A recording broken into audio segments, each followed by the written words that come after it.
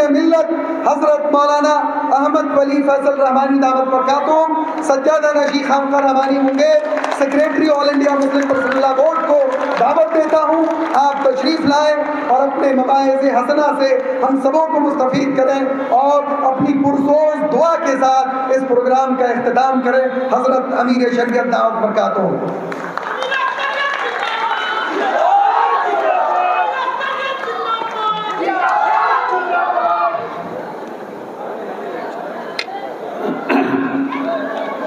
नहमदुहु व नुसल्ली अला रसूलिहिल करीम, अम्मा बअद।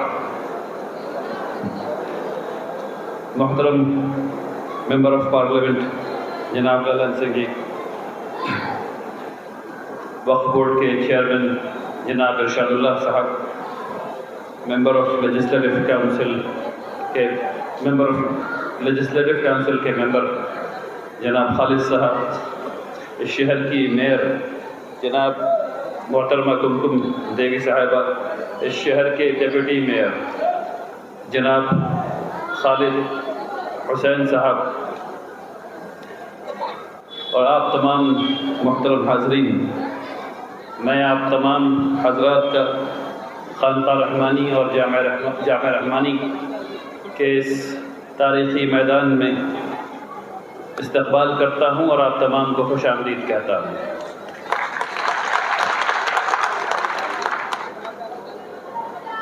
आपने यहाँ आकर हम लोगों की खुशी को दोबारा किया। जब भी कोई मेंबर ऑफ पार्लियामेंट जो कि हमारी आवाज़ हैं पार्लियामेंट में आते हैं तो बहुत खुशी होती है, ताकि उनसे तबादला ख्याल हो सके, बातचीत हो सके, वो हमारी सुन सकें और हम उनकी सुन सकें, ताकि हमारी आवाज़ पार्लियामेंट तक पहुंच सके। मुझे बड़ी खुशी है कि आज मेरी मुलाकात बहुत ही संजीदा मेंबर ऑफ पार्लियामेंट से हुई। मैं इनसे पहली दफ़ा मिला और मिल कर के मुतासर हुआ। बहुत संजीदगी से हम लोगों ने बात की, बहुत कई नेशनल इश्यूज़ पे बात की, तालीम पर हमारी बात हुई, सफाई पर हमारी बात हुई, यूसीसी पर भी हमारी बात हुई। अल्हम्दुलिल्लाह मुझे बहुत खुशी है कि इन तमाम चीज़ों में हमारी फ़िक्र मिलती जुलती है। मुझे बहुत उम्मीद है इनसे कि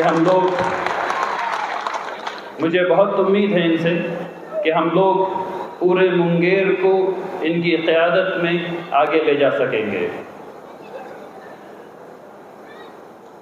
इलेक्शंस आते रहते हैं और जाते रहते हैं, लीडर्स बदलते रहते हैं, लेकिन शहरियों का तसव्वुर उनके शहर के लिए क्या है ये वाज़ेह होना चाहिए।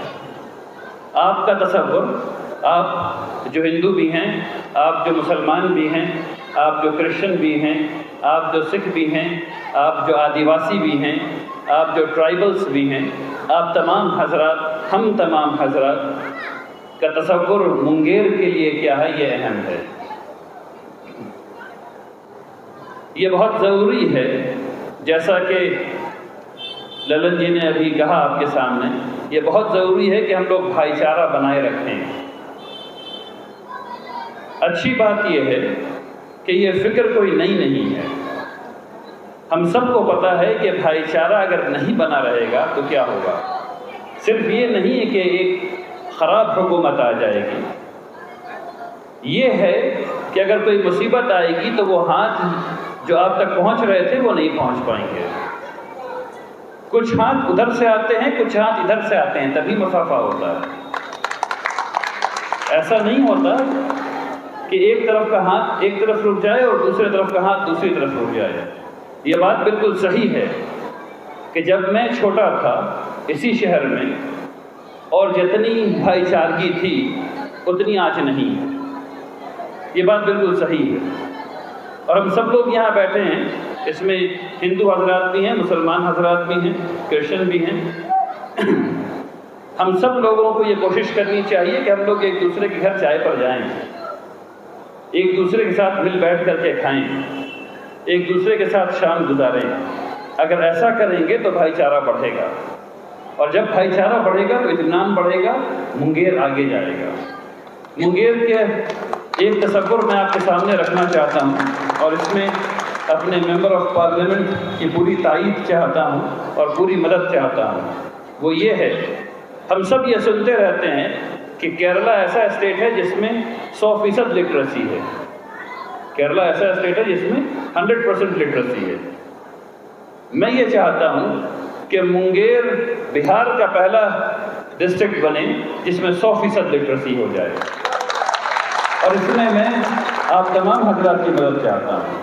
میں یہ چاہتا ہوں کہ ہم سب یہ سنتے ہیں کہ اندور میں صفائی بڑی اچھی ہے، اندور نمبر 1 ہے صفائی میں.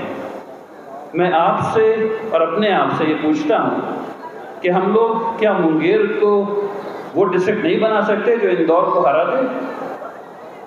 ہرا سکتے ہیں نا؟ تو ہم لوگ یہ کام کیوں نہیں کرتے؟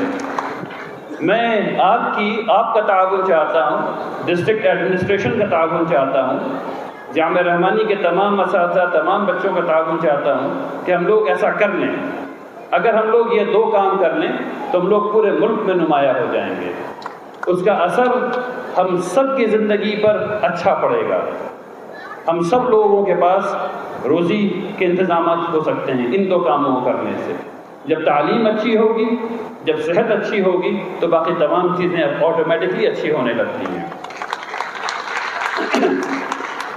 آخر میں یہ بات ضروری ہے کہ یونیفارم سول کوڈ کے بارے میں تھوڑی بات کی جائے. یونیفارم سول کوڈ سے متعلق جب یہ بات پارلیمنٹ میں آئی 1949 میں، تو بابا صاحب امبیڈکر نے مسلمان پارلیمنٹیرین سے یہ کہا،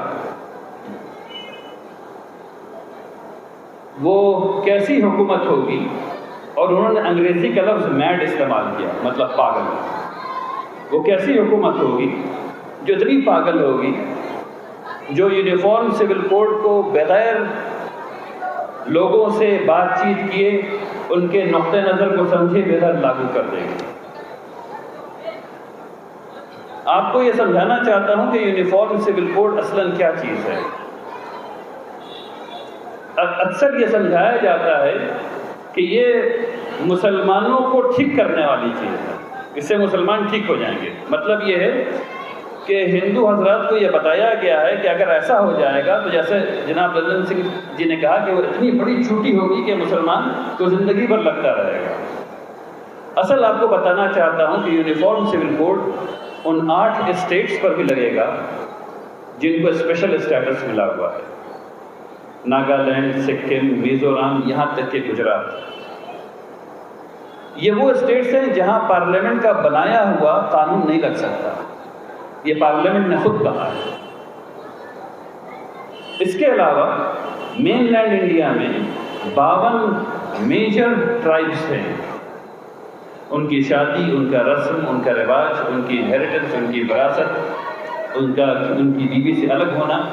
ہندوستان میں ایسے بھی لوگ ہیں جہاں ایک لڑکی کے کئی شوہر ہوتے ہیں. ایسے بھی ٹرائبس ہیں، ایسے بھی، اور یہ مسلمانوں میں نہیں ہے صرف، ایسے بھی ٹرائبس ہیں جہاں ماموں کی شادی بھانجی سے ہونا سب سے اچھا سمجھا جاتا ہے. ایسے بھی ٹرائبس ہیں جہاں چچا کی بھتیجی سے شادی ہوتی ہے. تو سوچئے کہ 6400 کاسٹ میں، 52 ٹرائبس میں، 8 اسپیشل اسٹیٹس میں، جہاں منی پور میں آلریڈی آگ لگی ہوئی ہے، اگر UCC لگایا جائے گا تو ہندوستان کی انٹیگریٹی یعنی ایکتا کبھی رہے گی؟ یہ سمجھنے کی بات ہے، یہ مسلمانوں کی بات نہیں ہے، یہ ہندوستان کو توڑنے کی بات ہے. کبھی ایسا نہیں ہو سکتا کہ آپ جن کسٹم سے چل رہے ہوں، جن رواجوں سے چل رہے ہوں، جس سے آپ کے دادا پردادا پریکٹس کر رہے ہوں اور آپ اب تک اس کو پریکٹس کر رہے ہوں، ایک جھٹکے میں اس کو ختم کر دیا جائے اور کہا جائے کہ یہ نیا والا مانو. کلچر ایک ایسی چیز ہے جو اگر خراب طریقے سے اس کو پیش کیا جائے تو انسانوں کو ایک دوسرے کے خون کا پیاسا بنا دیتی ہے. میں آپ کو ایک واقعہ بتاتا ہوں. جب میں امریکہ میں پڑھ رہا تھا تو کلچر پر ایک کلاس ہے، اس کلاس میں 2 ٹیم بنائی گئی، آدھے لوگ ادھر اور آدھے لوگ ادھر۔ ہم لوگوں کو صرف 20 منٹ دیا گیا نئی زبان ایجاد کرنے کا، نیا کلچر ایجاد کرنے کا۔ آدھے لوگ دوسرے کمرے میں، آدھے لوگ دوسرے کمرے میں، اور صرف 20 منٹ کا کلچر ہم لوگوں نے بنایا اپنا، اور پھر دونوں کلچر کو ایک کر دیا گیا، دونوں کو ایک، اور کہا گیا بات کرو۔ 5 منٹ کے اندر ہم لوگوں کی فیلنگ یہ تھی کہ سامنے والے کو اٹھا کے پٹک دیں۔ بات سمجھ میں آ رہی ہے؟ 20 منٹ کے کلچر میں اتنی طاقت تھی کہ وہ ایک کلاس میں پڑھنے والوں کو یہ محسوس کرا رہا تھا کہ وہ دونوں پہ ایک دوسرے کو اٹھا کے پٹک دیں۔ یہ ہے کلچر کی طاقت۔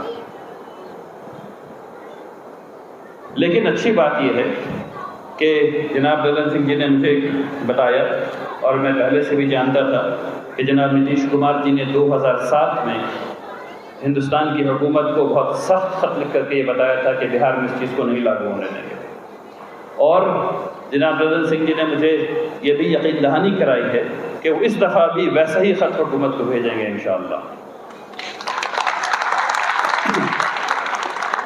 آخر میں بہت شکر گزار ہوں ان تمام حضرات کا جنہوں نے اس پروگرام کو کامیاب بنایا، آپ تمام حضرات کا جو یہاں تشریف لائے اور ہم سب لوگوں کو سنا۔